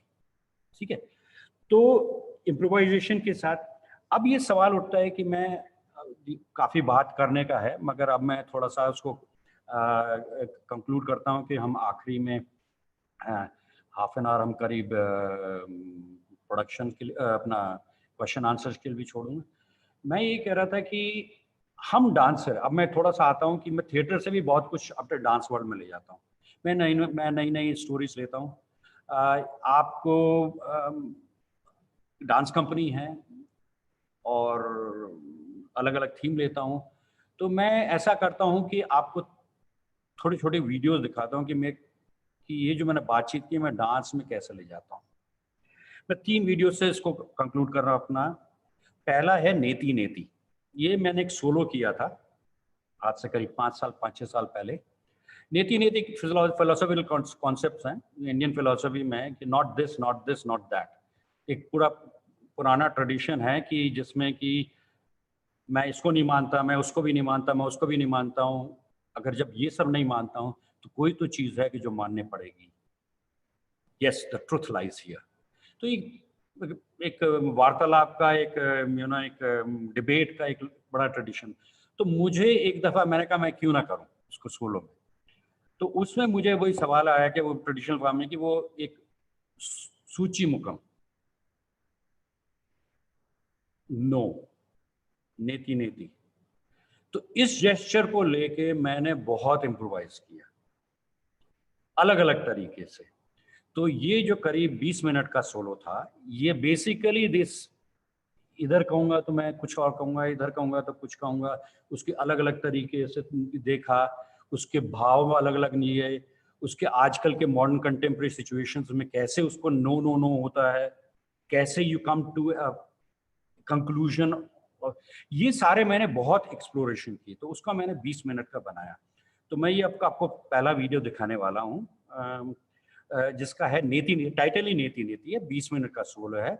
उसमें कोई एब्स्ट्रैक्ट है, कोई पर्टिकुलर स्टोरी लाइन नहीं है, मगर ये जो आइडिया है कि not this, not this, not that, इसको मैंने अलग-अलग तरीके से उसको एक्सप्लोर किया है। It is a very abstract dance. इसमें कोई स्टोरी लाइन, इसमें इज़ जस्ट दैट एक उंगली को लेके जो शुरुआत की, उसको ही आइडिया को मैंने डेवलप किया in terms of an expressive dance. तो मैं रिक्वेस्ट करता हूँ कि नीति नीति दिखा दें। ये मैंने एक फेस्टिवल के लिए किया था। स्टार्ट कर दें वीडियो, उसके बाद मैं 2 छोटे-छोटे और वीडियो दिखाऊँगा।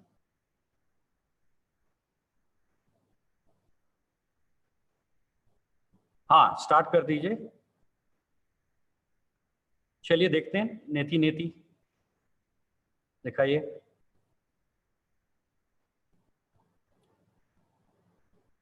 सर वीडियो प्ले कर दीजिए, नेति नेति।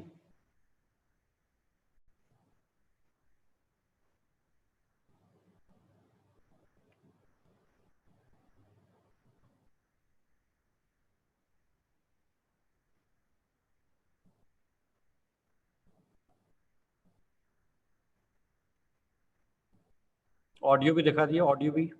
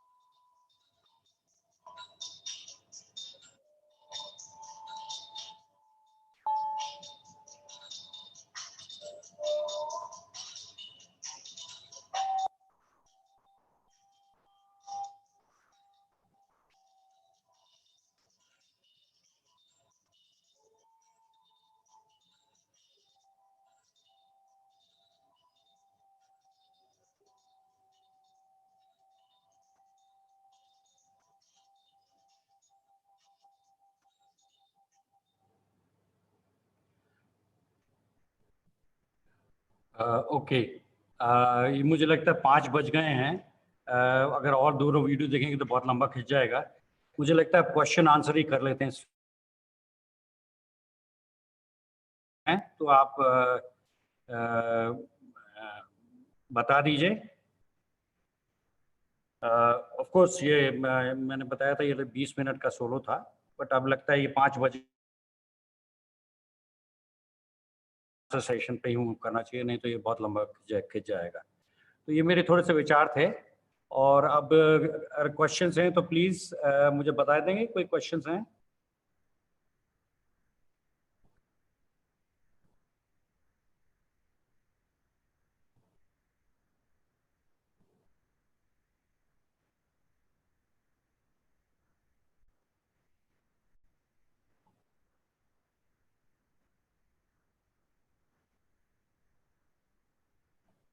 सर, डांस करने में अगर कोई ऑफ बीट चला जाता है तो बीट में कैसे? ये तो बहुत ही स्पेसिफिक, अगर उनको कहने का मतलब कि अगर डांस में कोई ऑफ बीट चले जाता है, ये प्रैक्टिस की बात है। जब ये तो तय बात है कि शुरू में आप जब आएंगे और सबको, ये तो स्वाभाविक तो है नहीं कि सब आपको सब अपना जो है ना बीच में शुरू से ही हो जाए। उसके लिए थोड़ा सा प्रैक्टिस करना पड़ता है।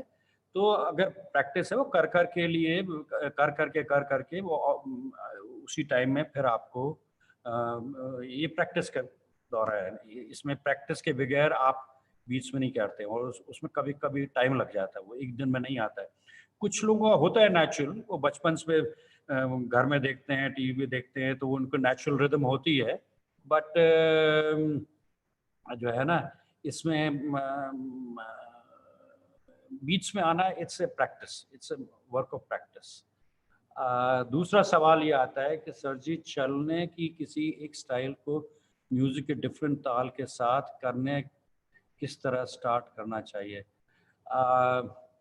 ये ऐसे सवाल हैं कि मैं इनको ज़्यादा एक्सप्लेन नहीं कर पाऊँगा, मगर अगर आप सामने होते, क्लास में हो, तो बता सकता हूँ कि अलग अलग करने की, जैसे मैंने शुरू में आपको बताया ही कि मैं करता हूँ कि अब जैसे मैंने एक सिंपल बीट्स में करता हूँ सारी वॉक्स, बट कभी कभार वही सेम बीट्स को जाके मैं अलग अलग टाइप के म्यूजिक में भी करता हूँ। तो एक तो म्यूजिक कंट्रीब्यूट करता है एक इमोशंस को या आइडियाज को या एक जो है पर्टिकुलर स्टाइल को, या फिर मैं कुछ उनको कॉन्सेप्ट्स देता हूँ या कुछ स्टोरी बताता हूँ, कि उसके साथ ही होता है। बट ये सब कहना, ये वीडियो पे ऑनलाइन पे ये मैं बता सकता प्रैक्टिकल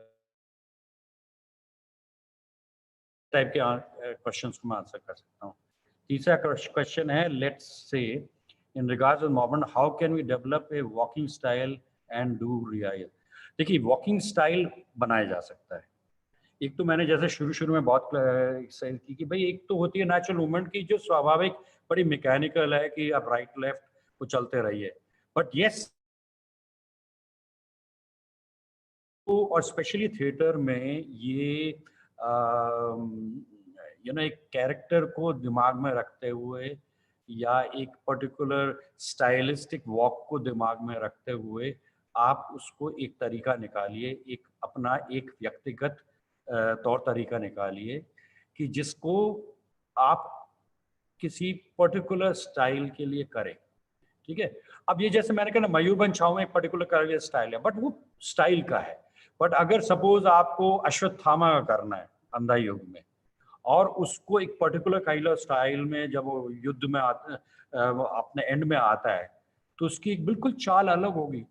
अब वो उसको, उसका दूसरा प्रश्न है रियाज। रियाज का मतलब ये होता है कि आप उसी एक्टिंग, एक क्या एक बिलीफ हो जाती है कि आप जो पहली दफा गए वही फाइनल है, नहीं, उसको आप 20 तरीके से कीजिए, 30 तरीके से कीजिए, उसी को करते रहिए। फिर आपको एक लगेगा कि एक है उसमें, एक चाइल है कि जो बिल्कुल उसी टाइम के लिए, उसी कैरेक्टर के लिए और उसी डायलॉग के लिए उसी समय पे बिल्कुल वैलिड है।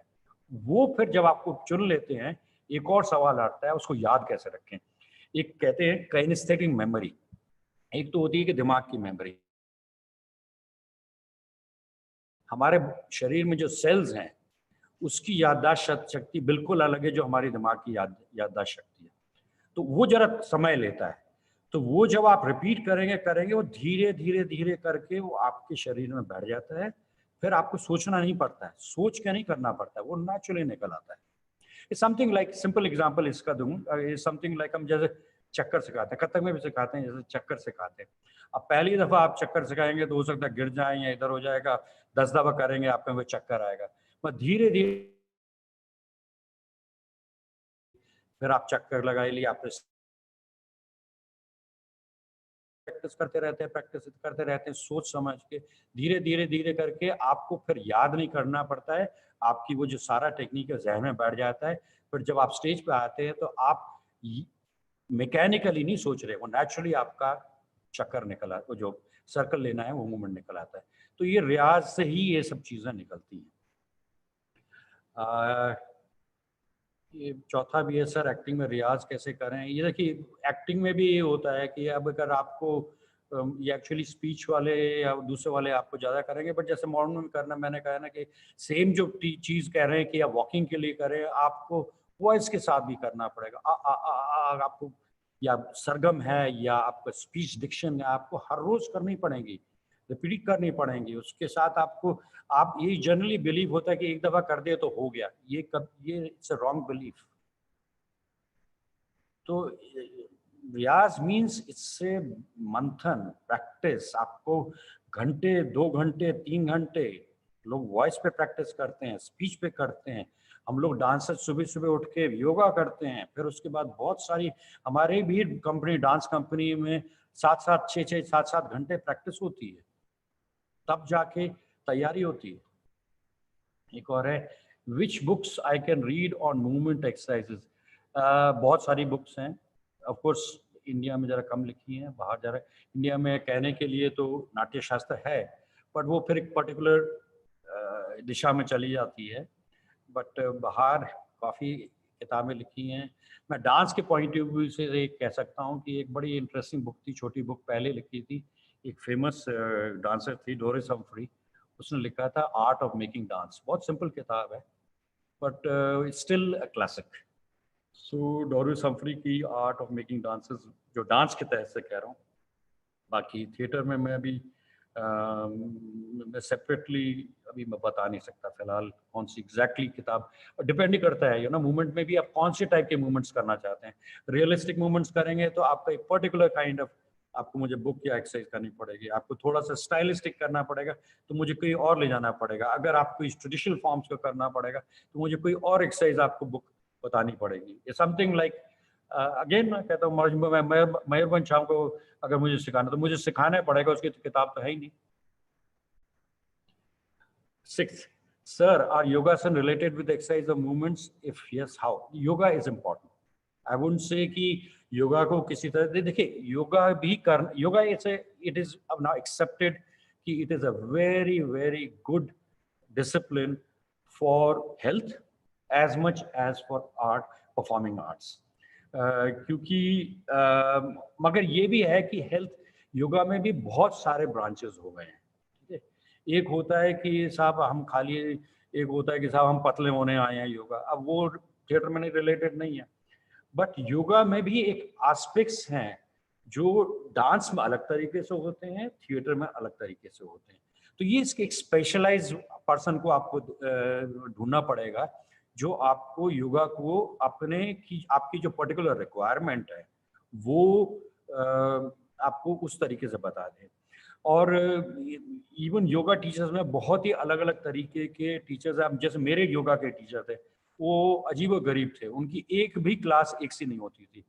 उनकी क्लास में जाता था तो लगता था कि मुझे डांस सिखा रहे हैं, क्योंकि वो एक योगासन लेते थे और उसके 20 वेरिएशंस बता देते थे। तो एक भी क्लास में 1.5 साल जब क्लास कंटिन्यूसली की, मुझे एक भी क्लास उनकी एक सी नहीं लगी। हर रोज वो अलग अलग उसकी अलग अलग गुंजाइश निकालते थे। तो for me it was like ना, और उनके यहाँ दुनिया भर से डांसर्स आते थे, क्योंकि उन्होंने एक अजीब तरीके की योगा की एक अलग तरीके की शैली ले ली।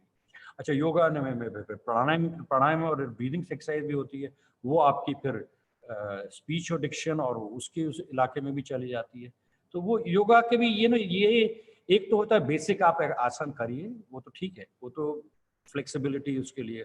मगर जब थोड़ा सा एडवांस स्टेज में जाते हैं तो आपको थोड़ी सी स्पेशलाइज ट्रेनिंग की जरूरत पड़ती है, even in terms of yoga. But given that yoga is an important discipline which is now accepted across lot of things, dance, music world, in fact even music में कहते हैं कि आप योगा करिए, particular kind of breathing exercise करिए, क्योंकि वो yoga music में भी हेल्प करता है। अब 7th क्वेश्चन है, why has contemporary dance in India boiled down to mere acrobatics and gymnastics? I see only leaps, jumps and plates and somersaults, hardly any actual dance. Why not? मैं तो ये कहता हूँ कि देखिए सुनिए, एक जमाने में ठीक है, ये तो बात समझ हो रहा है, कंटेम्प्रेरी डांस में आजकल बहुत स्पेस को कवर कर रहे हैं, अलग अलग तरह के लीप कर रहे हैं, जंप्स कर रहे हैं, बहुत सारे ये हो गया। एक ज़माने में नहीं था, ये अभी आखिरी 10 साल में 15 साल में हो गया। तो मेरे कहने का मतलब है कि देखिए, एक कंटेम्प्रेरी डांस अलग अलग दशक में, अलग अलग टाइम पे वो डिफरेंट फॉर्म्स में गया था। मैं जिस टाइम पे बड़ा हुआ 60s एंड 70s में, कथकली का बड़ा जोर था उस टाइम पे। उस टाइम पे हैंड जेस्चर्स का बड़ा इंपॉर्टेंट था, बैले वगैरह कहते थे। फिर एक टाइम पे मयूरभंज छाव का बहुत असर हुआ, तो सब अपना टांग उठा उठा के घूमने के लिए कि किसी को कुछ करना है तो वो भी हुआ।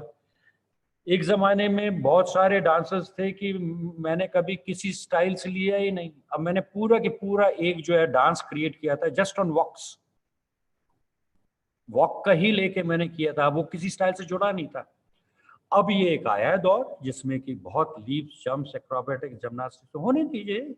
देखिए बहुत सारे यंग लोग आ रहे हैं इस फील्ड में, और आप यंग लोगों की एनर्जीज आप ऐसे कंट्रोल नहीं कर सकते। They want to feel free, they want to dance, they want to enjoy, they want to, why not give them time. एकदम वो जब उम्र हो जाएगी वो भी आ जाएंगे, वापस ठंडे हो जाएंगे, फिर एक कुछ और चीज बात, गंभीरता बात करने। हम भी थे, हम भी जब यंग थे तो खूब मेरे पिताजी ने एक टाइम पे बुल बॉय बनाया था, 76-77 की बात हुई। तो उस टाइम पे उन्होंने मुझे इतना कुदवाया, इतना जिलीप्स करवाया, ये करा, और उस टाइम पे जम गया। एक क्रिटिक ने उस टाइम पे मुझे कर दी, ये मैं 70s की बात कर रहा हूँ, या ये बंदर की तरह कूदता है। मैंने कहा ठीक है, हो सकता है, मगर वो उस बहुत लोगों ने कहा कि it was act wolf boy, half animal, half half animal और हाफ ह्यूमन बीइंग है। अब उसको क्या मैं भरतनाट्यम जेस्चर से दिखाऊंगा क्या? It was needed, I have to show an animal figure, so I had to jump and leap. तो बहुत सारी चीजें नेसेसिटी से भी निकलती हैं। एक 8वां leg postures depending on what style you want to do it. अब देखिए भाई, मैं बता रहा हूँ ना कि एक तो होता है कि स्ट्रेंथ, आप लेग्स के स्ट्रेंथ बढ़ाइए। अब कहने के लिए जो मैंने बहुत सारी एक्सरसाइज बताई कि वॉकिंग एक्सरसाइज से भी लोग थक जाते हैं। 1 घंटा 1.5 घंटे की क्लास में वो जो है ना, अगले दिन आता है तो एक्टर डांसर कहता है कि साहब मेरे टांगे दर्द हो रही हैं, तो मैं उससे भी ट्रेन कर सकता हूँ। तो जो इम्प्रूविंग लेग पॉस्चर, आप जो पॉस्चर की बात कर रहे हो, तो अब छाव करना है या कथकली, आपको चौक में बैठना ही पड़ेगा, और कभी कभी आधा आधा घंटा 1 घंटा आप चौक में बैठा ही रहना पड़ेगा। उसमें ऑटोमेटिकली स्ट्रेंथ बन जाएगी, स्ट्रेंथ। तो उसमें करके होगा, करके चीज होगी, ठीक है। तो वो बहुत सारी चीजें जो स्ट्रेंथ बनती हैं, जो आपकी फ्लेक्सिबिलिटी बनती है, वो करके बनती है। इसमें डांस और मूवमेंट में आप बहुत ज़्यादा थियराइज नहीं कर सकते, बहुत ज़्यादा दिमाग में नहीं रखते। आपको फ्लोर पे जाना पड़ेगा, आपको वहीं करना पड़ेगा, और जब तक आप नहीं करेंगे, आप वो शरीर में नहीं बैठेगा। 9th क्वेश्चन, सर किसी कैरेक्टर की बॉडी मूवमेंट कैसे समझे?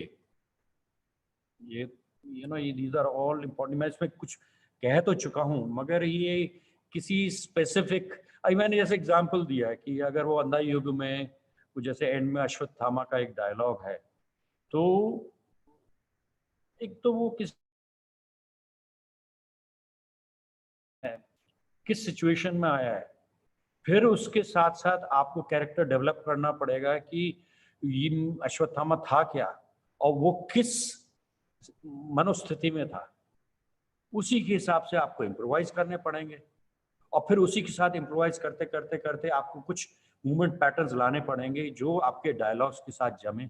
कई दफ़ा तो ये भी, वो जो फेमस उसका एंड का जो डायलॉग है, खाली लोग जो बैठ के जो है ना डायलॉग खाली बोलते हैं, कुछ लोगों ने किया है कि वो उठ के खूब उससे मूवमेंट्स भी करते हैं। तो ये तो कुछ तो डायरेक्टर पे डिपेंड करता है कि वो कैसे, कुछ लोग जैसे कुछ डायरेक्टर बड़े परेशान में होते हैं, उनको बहुत सारा मूवमेंट करते हैं कि नहीं नहीं इसको रेस्ट्रिक्ट करो, इसको रेस्ट्रिक्ट करो, बहुत कम करो, खाली उसको डायलॉग तक रखो और खाली थोड़ा सा जेस्चर। कुछ डायरेक्टर बिल्कुल उसको उलट कर करते हैं कि नहीं साहब इसको खूब चीर फाड़ के बात करो, खूब खुल के बात करो। तब हो सकता है मेरी जरूरत पड़ जाती है कि भाई मैं उसको अलग तरीके से करूँ।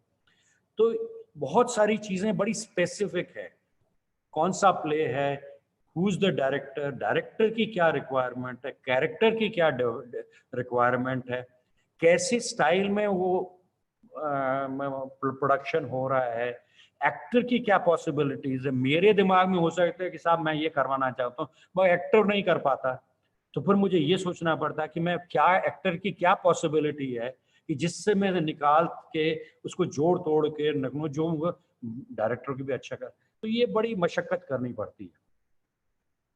How can we develop various walking styles and do acting रियाज, इसका तो पार्टली बात हो चुकी है पहले, एक पहले भी ऐसी प्रश्न आया था, तो इसको मैं आगे बढ़ता हूँ।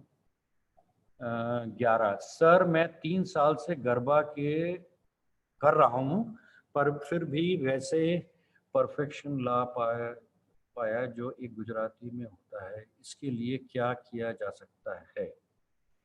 देखिए एक तो ये होता है कि इसका भी मैंने एक हिसाब से जवाब दिया। एक तो होता है कि जो बचपन से ही गरबा कर रहा है, पैदाइशी हुई है उसमें, ट्रेडिशनल फैमिली होती हैं जो बचपन, और एक होता है कम्युनिटी में कि वो बचपन से ही बच्चे देख देख के देखे माओ को और सारे गांव को देखते देखते सीख जाते हैं, उसमें ज़्यादा सिखाने की ज़रूरत नहीं होती, वो सीख जाते हैं।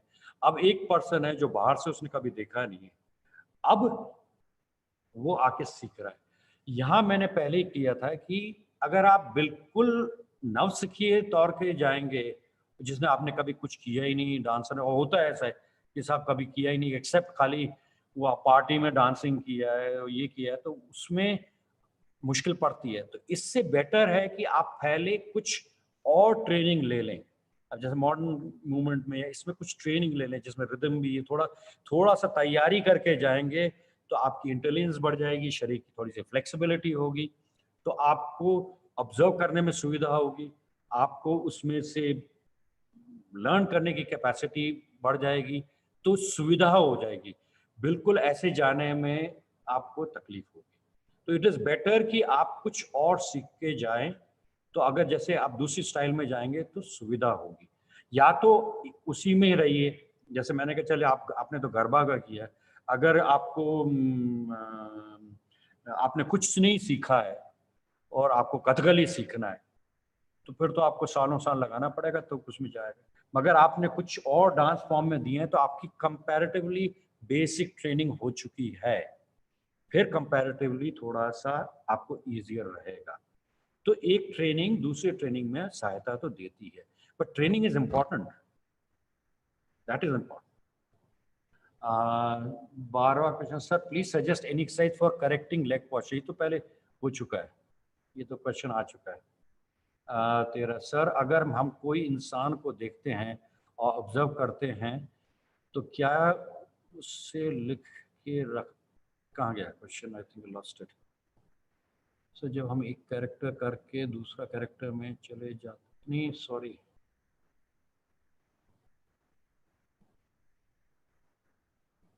हम एक कैरेक्टर करके दूसरे कैरेक्टर में चले जाते हैं तब उस पहले वाले कैरेक्टर कुछ बॉडी मूवमेंट्स आ जाते हैं, तो how to make our body versatile in exercise. Yes, ये इसमें वही कह रहे हैं कि भाई आपने एक तैयारी कर दी एक पर्टिकुलर कैरेक्टर की और आपका वो उसमें आप ढल गए, अब सडनली आपको कोई दूसरा कैरेक्टर करना पड़ता है और आपको उसी तरीके से, अब यहाँ तो आपको अपना क्राफ्ट बनाना पड़ेगा। वही जैसे मैं कह रहा था कि एक अजीब आजकल के वो जो था ना कि एक्टर की बड़ी लिमिटेड जेस्चर की और मूवमेंट की बैंक होती है, मतलब कि वो एक ही तरीके से जानते हैं कि चलना, तो चाहे वो दुर्योधन हो, चाहे वो द्रौपदी हो, चाहे वो एक ही तरीके से चलेगी, ये चलेगा। ये आपको ट्रेनिंग में होता है कि आप कैसे अपने एक जेस्चर का एक बैंक बनाएं, कैसी अपनी फ्लेक्सिबिलिटी बनाएं कि आप जब जिस कैरेक्टर में जाएं आप उस बैंक में से निकाल के ऐसी वॉक निकालें कि वो उससे बिल्कुल जम जाए। तो ये टू सेपरेट है, इसमें एक सेपरेशन करनी पड़ेगी। खाली आप वॉक मत कीजिए, आप किसी प्रोडक्शन में मत चाहिए, आपकी एक तैयारी अलग से होनी चाहिए बिल्कुल, जिसमें कि आप अलग अलग तरीके से अपने को तैयार कर रहे हैं, चाहे वॉकिंग है, चाहे सिटिंग है, किसी भी लेवल पे। फिर जब आप कैरेक्टर में जाते हैं या कि कोई भी आपको मिलता है मौका करें, तब आप उस एक्सपीरियंस को लेते हुए एक उसमें ढूंढते हैं कि अब मैं इस एक्सपीरियंस को कैसे इस पर्टिकुलर कैरेक्टर में ढालूं। नहीं तो वही वजह से कह रहे हैं ना कि एक कैरेक्टर में मैंने कर दिया और मैं वही जो है ना वही वही चीज आप रिपीट होती है। दैट मीन्स अभी आपने अपना क्राफ्ट डेवलप नहीं किया है। क्राफ्ट डेवलप करने का यही मतलब होता है कि आप जो भी दे दो उसी में से डल रहा हो। और इसमें कभी कभी एक्टर जो है ना एक कैरेक्टर में महीनों महीनों लगा देते हैं उसको डेवलप करने के लिए, और उसमें फिर निकलने में एक तकलीफ होती है। तो कभी कभी एक्टर जो है वो अपने को गैप दे देता है दूसरे प्रोडक्शन करने में, कि अब मैं पहले भूल जाऊं मैंने क्या किया है, अब जब नया कैरेक्टर मिला है तो मैं उसको कैसे उसमें ढालूं अगेन। तो ये तो एक तकलीफ तो होती है कि आप, ये तो नहीं है कि आपने एक महीने में 4 कैरेक्टर कर दिए, वो फिल्म में होता है। और फिर देखते हैं फिल्म में होता है कि वो सारा जो एक्टर है वो चारों एक्ट जो है ना अपने एक्टर्स में exactly the same movement, same type of dialogue, same time करता, ये तो प्रॉब्लम हो जाती है, इट्स एन ओवरकिल। तो वो कभी जो मजे हुए एक्टर्स हैं वो कभी कभी साल में 1 या 2 ही प्रोडक्शन करते हैं, वो पूरा एक फोकस करते हैं एक प्रोडक्शन में, एक कैरेक्टर में, फिर टाइम लेते हैं उसको हटाने में, फिर दूसरे में जाते हैं टाइम। तो ये व्यक्तिगत तौर पे भी बहुत सारे एक्टर्स और डांसर्स करते हैं। मैं भी ये, मेरे लिए कभी कभी मेरे लिए भी डिफिकल्ट होता था कि अभी एक एक प्रोडक्शन में मैं शेर का रोल कर रहा हूँ, नेक्स्ट प्रोडक्शन में मैं अपना फुल बॉय कर रहा हूँ, नेक्स्ट प्रोडक्शन में ये कर रहा हूँ, सडनली कैसे चेंज करूँ। वो ट्रेनिंग करना पड़ता है, खुद को भी ट्रेनिंग करना पड़ता है। एक क्वेश्चन है, सर जी द्रुत लय की ताल की म्यूजिक के साथ मंद्र ताल में चलना उचित है क्या? ये तो आप टेक्निकल बात कर रहे हैं, ये हो तो सकता है, क्यों नहीं हो सकता, बट ये है कि ये आप फिर शास्त्रीय नृत्य की बात कर रहे हैं। शास्त्रीय नृत्य तो होता है, क्यों नहीं होता है, वो तो उनका छंद में खेल होता है उनका। तो ये ज़्यादा किसी शास्त्रीय नृत्य वाले से आप पूछिए, ये उसमें वाजिब है ये प्रश्न। 16वां प्रश्न, we can take body as a tool और as a craft, over exploration of body can kill the craft, translator please explain a bit.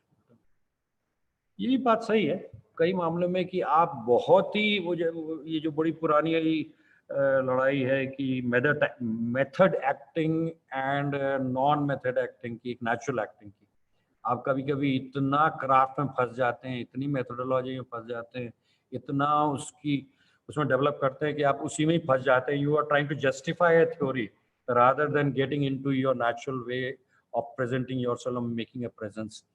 तो देखिए एक एवॉल्व्ड आर्टिस्ट जो होता है ना वो थ्योरी और प्रैक्टिस साथ लेके चलता है। तो मैं तो ये बिलीव नहीं करता आज की दुनिया में कि something everything comes naturally. No, I don't think so. Performer needs to train himself और herself, there needs to be evolution, there needs to be a training period, एक तैयारी होनी चाहिए, तभी आप स्टेज में जाइए।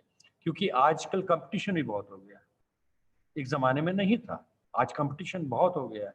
आप ऑडिशन लेते हैं साहब, आपके हजारों एक्टर्स बाहर खड़े रहेंगे इसमें अपना दरवाजे के बाहर, तो आपको ऑडिशन बेस्ट लेना है तो आपको तैयार होकर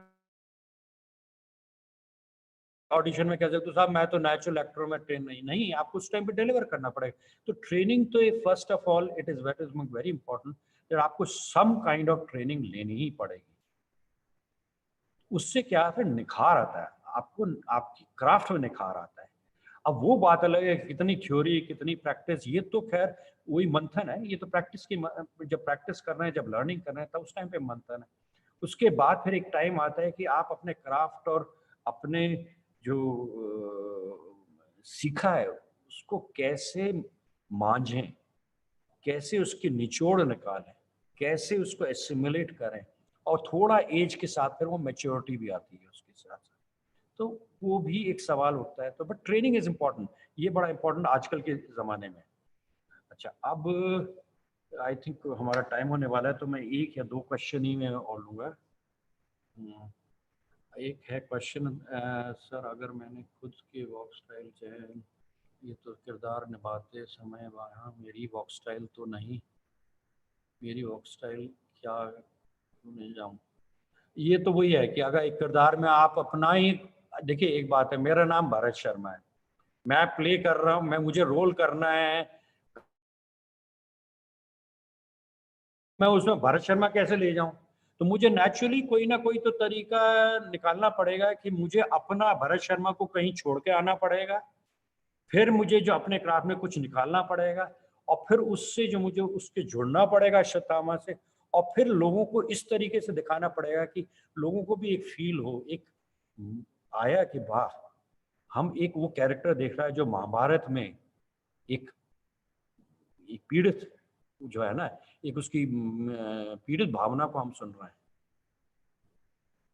तो ये तो एक्टिंग का ही उसका एक रूप है, ट्रेनिंग का ही रूप है।